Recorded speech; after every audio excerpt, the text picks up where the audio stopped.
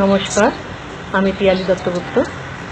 স্বামী সোমেশ্বরানন্দ মহারাজের সাধনা সিদ্ধি ও সমাধি বইটির চতুর্থ স্তর অসীম মহাসাগরের অজানা পথে আজ পড়ে শোনাচ্ছি পেজ নাম্বার 117। সাধন পথের প্রথম স্তরে মনকে শান্ত করা প্রধান লক্ষ্য। চেতন স্তরে নানান পদ্ধতিতে সাধক এরই চেষ্টা করেন। শান্ত মন নিয়ে তিনি যান অবচেতনের গভীরে। সাধন পথের দ্বিতীয় স্তরে নানান দর্শন ও অনুভূতির মাধ্যমে তিনি বুঝতে পারেন সূক্ষ্ম শক্তিগুলিকে। শরীর মনের স্থূলতার ওপরে ওঠেন তিনি। তৃতীয় স্তরে তিনি যান অতি চেতনে। স্থূল ও সূক্ষ্ম শরীর মনকে অতিক্রম করেন। আমি বোধের উৎসে গিয়ে নিজ সত্তার রহস্য অনুভব করেন তিনি। সূক্ষ্ম শক্তিগুলিকে প্রয়োগ করতে শেখেন। অতিচেতনের গভীরে যাওয়া শুরু হয় চতুর্থ পর্বে। পুরনো দর্শন অনুভূতির পেছনে ফেলে এক নতুন জগতে প্রবেশ করেন তিনি। এ পথ আরো দুরূহ, দুর্গম। পর্ব 1। কেন দুর্গম বলছিলেন রাকেশ স্বামী। ওশো ধ্যান কেন্দ্রের সন্ন্যাসী। ইতালিতে জন্ম, ক্যাথলিন খ্রিস্টান পরিবারে। প্রতি বছর ভারতে আসেন ধ্যান শেখার জন্য। চেতন থেকে আপনি অবচেতনে আসতে পারেন নিয়মিত সাধনার মাধ্যমে। এইভাবেই চলে যেতে পারেন অতিচেতন স্তরে। এখানে অনেকেই আটকে যান। সূক্ষ্ম শক্তি প্রয়োগের লোভ এবং প্রশান্ত মন, এই দুয়ের আকর্ষণে অনেক সাধকই এই পরিস্থিতিতেই থাকতে ভালোবাসেন। এখান থেকে এগোতে হলে ঝাঁপ দিতে হয়। খুব সাহস বা বৈরাগ্য না থাকলে এটা কঠিন। দ্বিতীয়ত, ম্যাপ বা কম্পাস না নিয়ে একাকী সমুদ্রযাত্রার মতো এই পথ। চেতন স্তরে মন শান্ত হবার পর আপনি দাঁড় বাইতে এগিয়ে চলেছিলেন। এরপর দাঁড় নয়, শুধু হাল ধরে বসেছিলেন যাত্রাপথে। নদীর স্রোতে ভেসে যাচ্ছিলেন নির্দিষ্ট দিকে। কিন্তু চতুর্থ স্তরে দাঁড় হাল তো নেই, এমনকি ম্যাপ কম্পাসও নেই।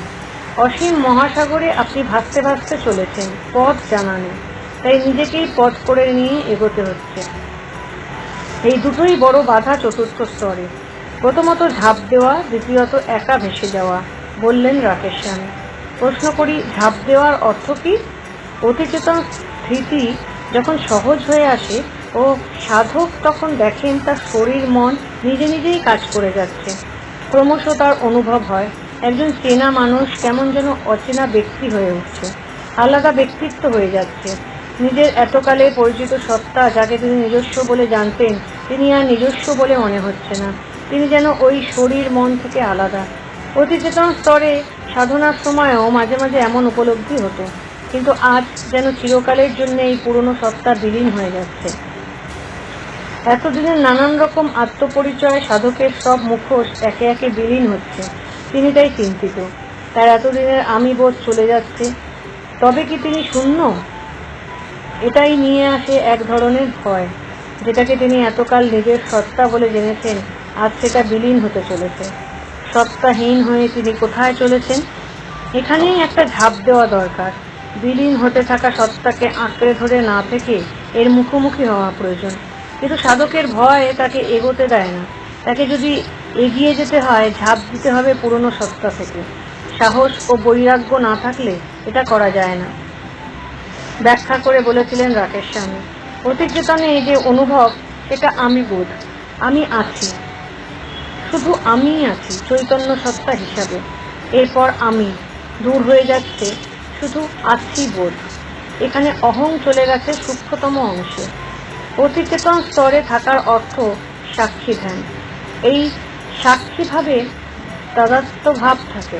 শরীর ও ইন্দ্রিয় বোধ না থাকলেও মনের সূক্ষ্মতম অংশ আমি বোধের সঙ্গে জড়িয়ে থাকে। এই জড়িয়ে থাকাটাই এই স্তরে তাদাত্ম্য বোধ। এটি বিলীন হলে নিজেকে মনে হয় শরীর মনের ওপরে এক পূর্ণ সত্তা। সহজভাবে বললে ব্যাপারটা এরকম। সাধনার প্রথম দিকে আপনি নিজেকে এরোপ্লেন বলে অনুভব করতেন। ভাবতেন আপনিই হাঁটছেন, দৌড়চ্ছেন, ভাসছেন, নামছেন। পরে বুঝলেন যে এরোপ্লেন নন, আপনি হলেন পাইলট। তার উপরে বুঝতে পারলেন যে আপনি পাইলটও নন, বিমান যাত্রী। এবার আপনার বিমান যাত্রী অনুভবও বিলীন হতে চলেছে। আপনাকে ঝাঁপ দিতে হবে আকাশে, তাই ভয় পাচ্ছেন আপনি। প্রত্যেক সাধকেরই এমন একটা পর্ব আসে সাধন পথে, যেখান থেকে শুরু হয় অজানার উদ্দেশ্যে যাত্রা। সব রকম সাধন পদ্ধতি, জপ, ধ্যান, ক্রিয়া, ত্যাগ, ভোগ সবকিছু পিছনে পড়ে থাকে, কোনো কিছুই আর কাজ করে না। শ্রীরামকৃষ্ণ বলেছিলেন, সে বড় কঠিন ঠাঁই, গুরু শিষ্যে দেখা নাই, বলেছিলেন ভব মহারাজ। রামকৃষ্ণ মিশনের সন্ন্যাসী, বেলুর মঠে ব্রহ্মচারী শিক্ষণ কেন্দ্রের অধ্যক্ষ ছিলেন। আপনি যেন জঙ্গলের মধ্যে পথ হারিয়েছেন, একাকী ঘুরছেন সঙ্গীহীন হয়ে। একই কথা বলছিলেন ভেঙ্কট স্বামী। নিজের সাধন অভিজ্ঞতার কথা বলতে গিয়ে তার মুখে হাসি। সাধনা মানেই তো নতুন নতুন অভিজ্ঞতার মধ্যে দিয়ে যাওয়া, সেই প্রথম যথার্থ অবলম্বনহীন হয়ে চলতে থাকা, গুরুর দেওয়া নির্দেশ, শাস্ত্রের কথা, অতীত অভিজ্ঞতা সব পেছনে ফেলে এগিয়ে যাওয়া। এগুলোই বা বলি কিভাবে? আমি যেন মহাকাশের এক যাত্রী, কোথায় যাব, কিভাবে যাব কিছুই জানি না। একটা পরিবর্তন হয়ে চলেছে, একে থামাতে পারছি না, নিজে থেকেই হয়ে যাচ্ছে সবকিছু। সে এক বিস্ময়ে ভরা জগৎ। প্রশ্ন করি, আপনি কি অনুভব করেছিলেন ওই পরিবর্তন? হ্যাঁ ও না, বলেন তিনি। জানি না কি বলবো। তখন আমার অস্তিত্ব বলে যেন কিছু নেই, যেন এক মহাশূন্য। আমি যেন সত্তাহীন, নামহীন এক বোধ। কি আছে, কি নেই, কি হচ্ছে কিছুই বুঝতে পারছিলাম না। এতদিন যেটাকে আমি ভাবতাম সেটা বিলীন হয়ে গেছে। সেই অভিজ্ঞতা থেকে ফিরে এসে স্তব্ধ হয়ে গিয়েছিলাম। বারবার মনে হচ্ছিল, আমি কি জড়ো হয়ে গিয়েছিলাম? কিন্তু যদি তাই হতাম, তবে আমার বোধ কিভাবে ছিল? এই অবস্থায় যাবার সময় ভয় হচ্ছিল ঠিকই, কিন্তু ওই অবস্থায় গিয়ে তো আর ভয় হয়নি। ওই অবস্থায় আমি ছিলাম, অথচ কোন রূপে ছিলাম তা বুঝিনি সেদিন। ফিরে এসে অনুভব করেছিলাম, যে অবস্থায় ছিলাম এতদিন, শিশু বয়স থেকে, যে জগতে আছি, যে সত্তাকে আমি বলে বোধ করতাম, সবই যেন অর্থহীন। অর্থহীনতার এই প্রথম অভিজ্ঞতা আমার সত্তাকে নাড়া দিয়ে গিয়েছিল। এমন তীব্র সেই অনুভূতি, মনে হয়েছিল যে সারা জীবন স্বপ্নের মধ্যে দিয়ে কাটিয়েছি। এই যে এখন আপনার সঙ্গে বসে কথা বলছি, এই মাটি, ঘাস, পাথর সব যেন মনের ধাঁধা, রোজবাজি। এখন দেখতে পাচ্ছি, অথচ এগুলি নেই। আমার সব চেষ্টা, সব কাজ, সব চিন্তাই অর্থহীন। আমার বদ্ধ ভাব, সাধনা, মুক্তির চেষ্টা সবই যেন ইন্দ্রজাল ম্যাজিক। ভয়ানক এই অনুভূতি। কল্পনা করতে পারেন কি যে নিজের সাধন ভজনকেও অর্থহীন বলে সেদিন মনে হচ্ছিল আমার।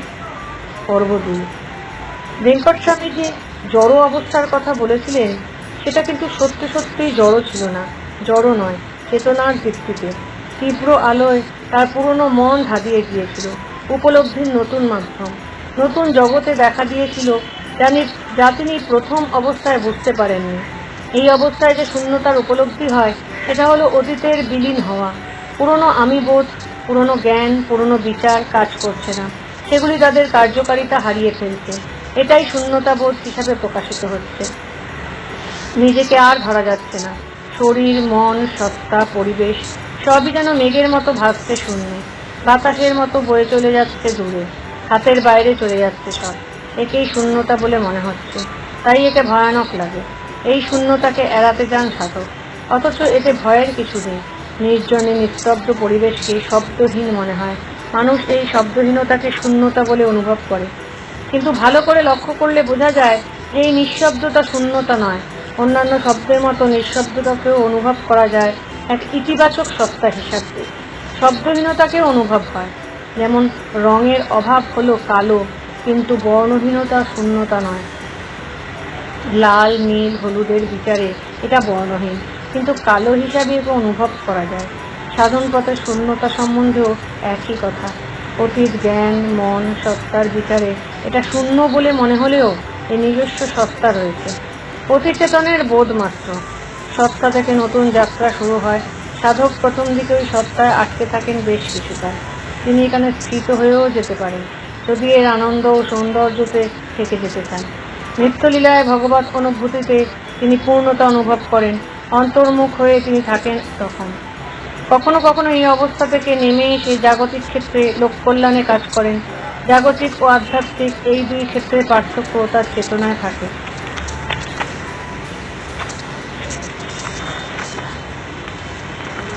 অনেক সাধক ওই ভগবত অনুভূতি থেকে আর নিচে নামেন না।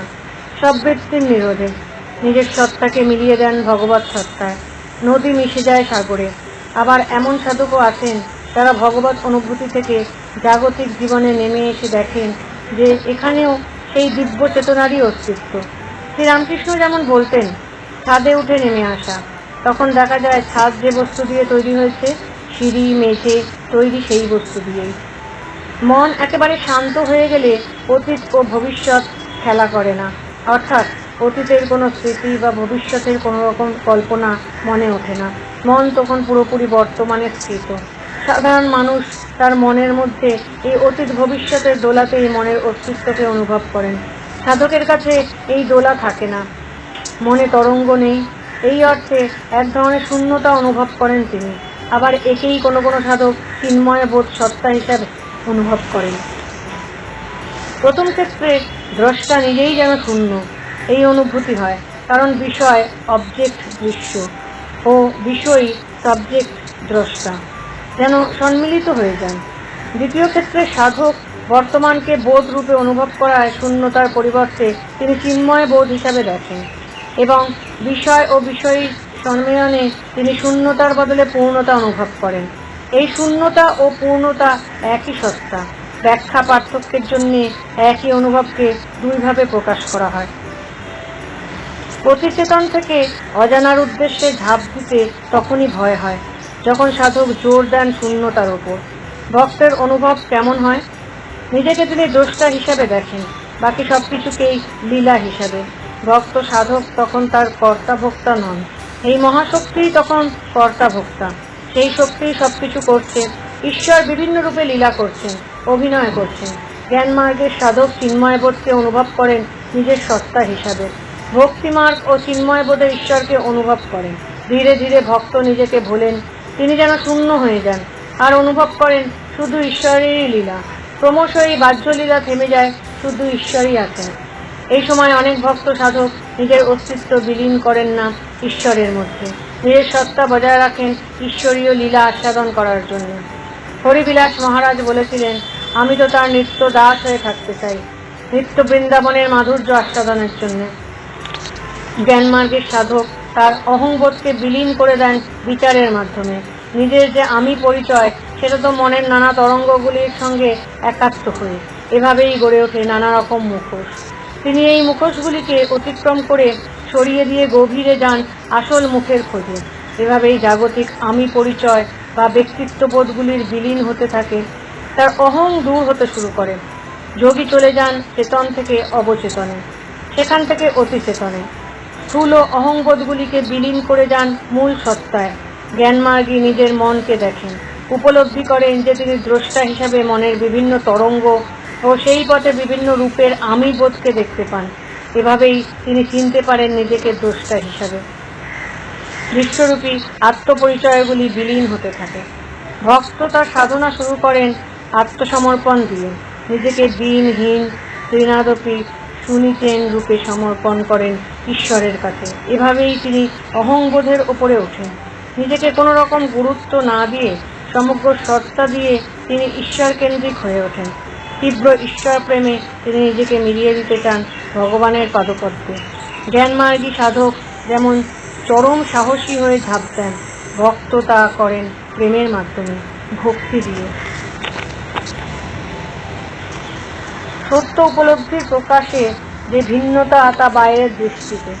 মহর্ষি রমণের সত্তা ঈশ্বর চেতনায় বয়ে চলে অবিচ্ছিন্নভাবে, সেই প্রবাহে একতানতা আছে। ফল্গু নদীর মতো তা চলছে গোপনে, বাইরে দেখে সাধারণ মানুষ তা বুঝতে অসুবিধা হয়। মীরাবাইয়ের মধ্যে সেই চেতনার বাহ্যিক প্রকাশ দেখা যায় যখন তিনি পায়ে নুপুর বেঁধে বিনা হাতে গান গাইতে গাইতে নাচতেন, আবার কখনো চুপচাপ বসে থাকতেন।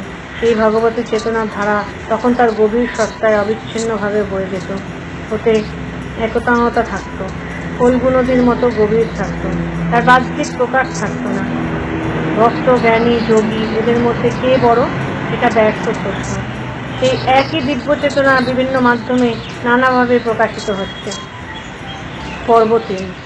অতিচেতন স্তর থেকে সাধক যখন ঝাঁপ দেন তিনি পৌঁছে যান বিশ্ব মানুষে।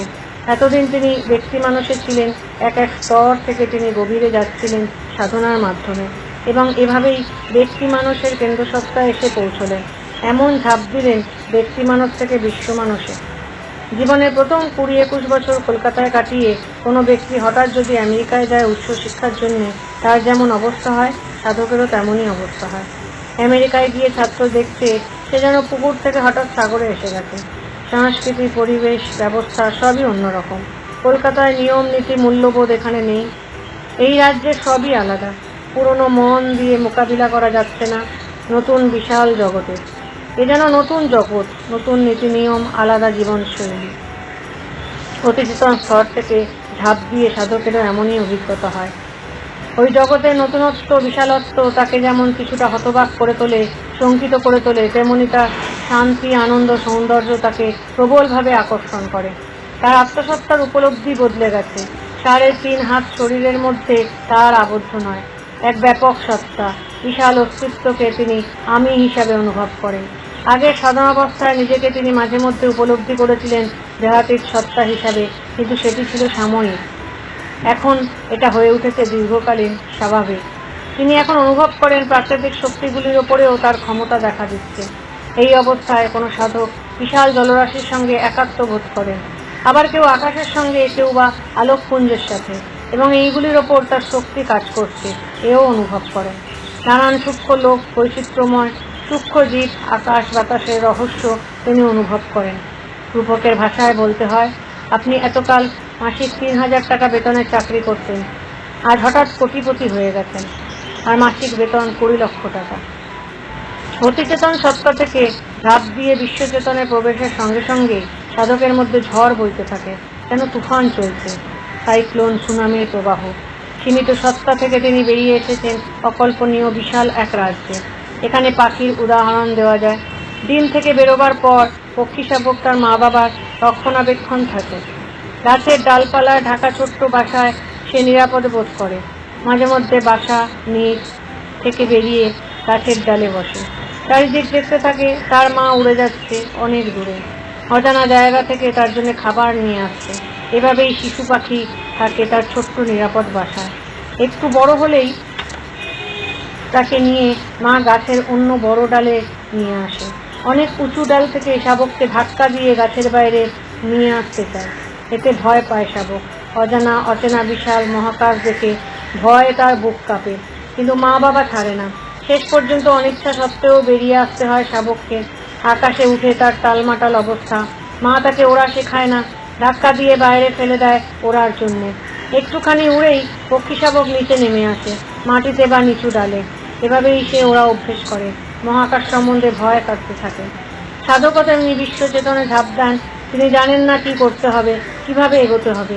কেউ তাকে শেখাবার জন্য নেই। অনেকটা সাইকেল চালানো শেখার মতো। বই পড়ে বা কারোর কাছে থেকে শুনে এটা শেখা যায় না। চালাতে চালাতেই ব্যালেন্স আসে। হ্যান্ডেল কাঁপবে এদিক ওদিক, চাকার গতির উপর নিয়ন্ত্রণ থাকবে না, মাটিতে পড়ে যাবে বারবার। এভাবেই চালাতে শিখতে হবে।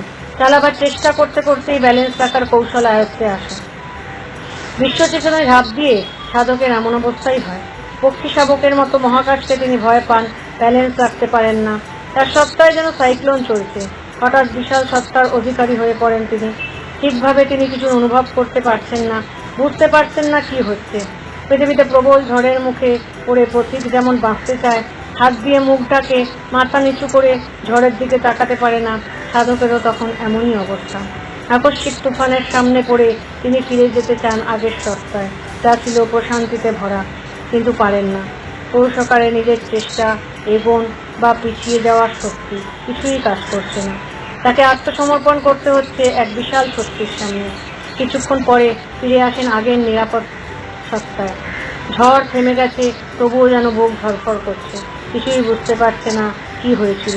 ধীরে ধীরে কিছুটা স্মৃতি ফিরে আসে। এক বিশাল সত্তার সঙ্গে তিনি যে একীভূত হয়ে গিয়েছিলেন তা মনে পড়ে। প্রথমে বিশ্বাস হতে চায় না, তিনি এখনো কিছুটা বিভ্রান্ত। যেন এক ঝড় বয়ে গেছে তার উপর দিয়ে। মেরুদণ্ডের মধ্যে দিয়ে শক্তির তুফান সব লণ্ডভণ্ড করে দিয়ে গেছে। তিনি এমন এক জগতে চলে গিয়েছিলেন, এমন এক সত্তায় বিলীন হয়ে পড়েছিলেন, যা তার অচেনা, অজানা এক রহস্যময় জগৎ। বুঝতে পারেন না তিনি কি করবেন? পরম প্রশান্তিময় নিরাপদ সীমিত সত্তাতেই আগের মতো থেকে যাবেন, অথবা আরেকবার অনুভব করার চেষ্টা করবেন ওই সাইক্লোনকে, বিশাল সত্তাকে? একবার ইচ্ছে হয় ওই বিশাল সত্তার স্পর্শ আবার পেতে, কারণ আগের জগৎকে মনে হয় তুচ্ছ, জোনাকি আলোর মতো ক্ষণস্থায়ী, কিন্তু সাহস ফিরে পেতে সময় লাগে। মনে হয় যেন তিনি হারিয়ে যাবেন ওই বিশাল সত্তায়। একদিকে চেনা জানা প্রশান্তিময় সত্তা, অন্যদিকে রহস্যময় শক্তি যা তার অজানা অচেতনা। একদিকে প্রশান্তি আনন্দ সত্তা, সূক্ষ্ম শক্তি প্রয়োগের ক্ষমতা, অন্যদিকে অসীমিত অস্পষ্ট বিশাল সত্তার আহ্বান। পাখি কি সোনার খাঁচাতেই থাকবে, অথচ উড়ে যাবে মহাকাশে? কোনো কোনো সাধক এখানেই আটকে যান। অতিচেতন সত্তায় আনন্দ ও প্রশান্তি, মানুষের উপর প্রভাব বিস্তারের আকর্ষণ শক্তি এবং কর্মব্যস্ততার প্রাপ্তি, এর বেশি আর কি চাই? অনেক সাধক বেরিয়ে আসতে চেষ্টা করেন সোনার খাঁচায় থাকার আকর্ষণকে জয় করে তা মহাকাশকেই বেছে নেন, কিন্তু চাইলেই তো পাওয়া যায় না। সাধনায় বসে সাধক আবার যেতে চান ওই মহাসত্তায়, চেষ্টা করেন কিন্তু পারেন না। বারবার চেষ্টা করেও তিনি ব্যর্থ হন। হতাশা আসে, দুঃখও হয়। কেন তিনি আগের ওই অনুভূতি ছেড়ে নেমে এসেছিলেন? আসল ব্যাপারটা কি? চেতন থেকে অবচেতন হয়ে অতিচেতনে তিনি গিয়েছিলেন নিজের চেষ্টার ফলে, সাধনার সাহায্যে। শেষের দিকে অনুভব করেছিলেন যে শুধু নিজের শক্তি নয়, অন্য এক শক্তিও যে কাজ করছে তার যাত্রাপথে। অতিচেতন থেকে বিশ্ব মানুষে যাওয়ার জন্য এই দিব্য শক্তির সাহায্য বেশি দরকার। সাধকের আমি বোধ যত কম হবে, এই মহাশক্তি তত সহজে কাজ করতে পারে। ঘরে বসে আপনি শুধু জানলা খুলে দিতে পারেন, সূর্যকিরণকে জোর করে আনতে পারেন না। এটা জানা না থাকায়, অভিজ্ঞতার অভাবে সাধক বারবার চেষ্টা করেও ব্যর্থ হন। এই ব্যর্থতা তার মধ্যে হতাশা নিয়ে আসে, আর তখনই দিব্য শক্তির কিরণ এসে পড়ে ঘরে।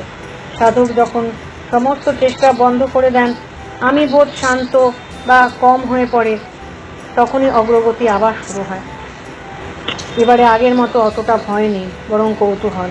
চারিদিকে তাকিয়ে এই বিশাল রাজ্যে কোনো কুল কিরানা পান না তিনি। হঠাৎ মনে হয় তিনি এই বিশাল শক্তি। আগের বোধরূপ সত্তা বিলীন হয়ে গেছে, এক মহাশক্তিকেই তিনি অনুভব করছেন নিজের সত্তা হিসাবে। মনে হচ্ছে তিনি এই সাইক্লোন সুনামি, নিজেকে অনুভব করেন দিগন্তব্যাপী মহাবায়ু হিসাবে। তিনি সর্বত্র প্রসারিত বাতাস রূপে। অবচেতন অতিচেতন স্তরের সাধনায় তিনি আগে অনুভব করেছিলেন যে দেহ ইন্দ্রিয়ের বাইরেও তার সত্তা। 3.5 হাত শরীরে তিনি সীমাবদ্ধ নন। দেহ ছেড়ে বেরিয়ে এসে ভাসমান অবস্থাও নিজেকে অনুভব করেছিলেন দেহাতীত, ইন্দ্রিয়াতীত সত্তা হিসাবে। কিন্তু বিশ্বমানের অনুভূতি এর থেকেও ব্যাপক। তার জাগতিক দেহ ইন্দ্রিয় মন বিলীন হয়ে গেছে, এক বিশাল সত্তা হিসাবে নিজেকে অনুভব করেছেন তখন। এ সময়ও একটি ছোট ভয় তাকে গ্রাস করে। এবার কি তাকে চিরকালের জন্য এই দিগন্ত প্রসারিত বিশাল সত্তা হয়েই থাকতে হবে? বাতাসের মতো ব্যাপক, আকাশে ঢাকা মেঘের মতো সত্তাতেই অস্তিত্ববান হয়ে থাকতে হবে? পুরনো ওই সীমিত সত্তায় ফিরে যেতে পারবেন না, মহাকাশেই থাকতে হবে? তখন কোনো কোনো সাধক চেষ্টা করেন ফিরে যেতে পুরনো সত্তায়, কিন্তু সবসময় তা সম্ভব হয় না। অভিমন্যুর মতো অবস্থা, বজ্র কেটে ভেতরে ঢুকতে সক্ষম, কিন্তু তা থেকে বাইরে আসতে জানেন না। অভ্যন্তরে যাওয়ার মতো বাইরে আসাও দিব্য শক্তির ফলেই সম্ভব। সাধককে তাই অপেক্ষা করতে হয়, বিশ্ব চেতনাকে কাজ করতে দিতে হয়। এটা নিজে নিজেই হবে। অপেক্ষা করেন সাধক। একসময় তিনি ফিরে আসেন আগের সত্তায়, কিন্তু অস্বস্তি। 12 ফুট লম্বা মানুষ হঠাৎ নিজেকে অনুভব করেন 8 ইঞ্চি লিলিপুট হিসাবে। বিশ্ব চেতনা প্রসারিত সত্তা ছেড়ে তিনি এখন রূপান্তরিত বিন্দু সত্তায়। বুঝতে পারেন না কিভাবে এই সীমিত ক্ষুদ্র জগতে নিজেকে খাপ খাওয়াবেন।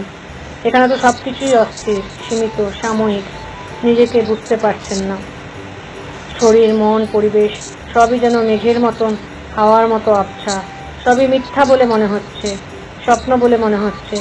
এতদিন যে জগৎকে সত্য হিসাবে বাস্তব রূপে জানতেন, তার অন্তঃসার শূন্যতা ধরা পড়ছে তার কাছে। উদাহরণ দিয়ে বোঝাই, নিজের বাড়ি ছেড়ে আপনি 5 বছর বাদে দেশে ফিরে এসেছেন। দেখলেন যে আপনার পুরনো বাড়ি ভূমিকম্পে ভেঙে পড়ে আছে। ওই শহর থেকে সব বাসিন্দা অন্যত্র চলে গেছেন, কুকুর শিয়াল ঘুরে বেড়াচ্ছে। অনেকটা এমন অবস্থা হয় সাধকের। আগে সীমিত জগৎ প্রায় ধ্বংস, ভেঙে পড়া পোড়ো বাড়ির মতো দাঁড়িয়ে আছে ভূতের মতো। এই অঞ্চল জনমানব শূন্য, নোংরায় ভর্তি। অনেক সাধকই ফিরে যান বিশ্বচেতনার সত্তায়, পূর্ণ সীমিত সত্তায় থাকতে চান না। কিন্তু এই বিশাল সত্তায় ফিরে গিয়েও যে সমস্যা মেটে তা নয়, এখানেও একটা ব্যালেন্স, খাপ খাওয়ানোর ব্যাপার আছে। প্রথম অবস্থায় সাধকের তো থাকে না, নিজেকে এক বিশাল সত্তা হিসাবে অনুভব করছেন। মনে হচ্ছে তিনিই সর্বত্র প্রসারিত বাতাস বা আকাশ, নানান সূক্ষ্মতর শক্তি তার আয়ত্তে। তিনি নিজেই এবার ইচ্ছা করলে সাইক্লোন সুনামি ঘটাতে পারেন, জনপ্লাবনে ভাসিয়ে দিতে পারেন দেশ মহাদেশ। রূপকের ভাষায় বলতে হয়, একটি ছোট বাদর বাচ্চা যেন মহাবীর হনুমানে রূপান্তরিত হয়েছে। নিজের মধ্যে অবিশ্বাস্য শক্তির খেলা দেখে অবাক হচ্ছে। সীমার বন্ধন কেটে সাধক যেন অসীম সত্তার অধিকারী হয়ে উঠেছেন। তিনি সর্বত্র প্রসারিত, অথচ একই জায়গায় দাঁড়িয়ে সব অনুভব করছেন। সবকিছু দেখতে পান তিনি, শুনতে পান নীরবতর শব্দ। সব জায়গায় তার হাত, তার পা, সবকিছুই তার হাতের মুঠোয়। অবচেতন অতিচেতনে তিনি নিজের দেহাতীত সত্তায় কিছুটা আভাস পেয়েছিলেন, কিন্তু বর্তমানে সেই সত্তাকে অনুভব করেছেন বিশাল চেতনা হিসাবে, যা সর্বত্র প্রসারিত, অসীম শক্তি নিয়ে যার প্রকাশ। নমস্কার, আজ এই পর্যন্তই। আবার পরের দিন। ভালো থাকবেন, সুস্থ থাকবেন।